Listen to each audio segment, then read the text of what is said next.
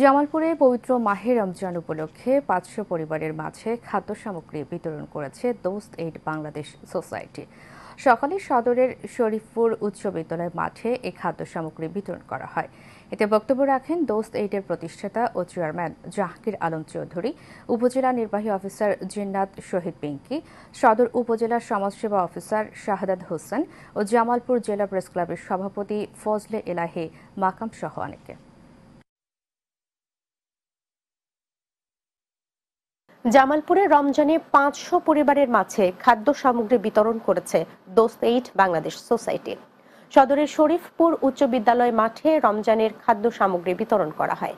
এতে বক্তব্য রাখেন দোস্ত এইডের প্রতিষ্ঠাতা ও চেয়ারম্যান জাহাঙ্গীর আলম চৌধুরী, উপজেলা নির্বাহী অফিসার জিন্নাত শহীদ পিঙ্কি, সদর উপজেলা সমাজসেবা অফিসার শাহাদাত হোসেন, জামালপুর জেলা প্রেস ক্লাবের সভাপতি ফজলে এলাহি মাকাম সহ আরো অনেকে।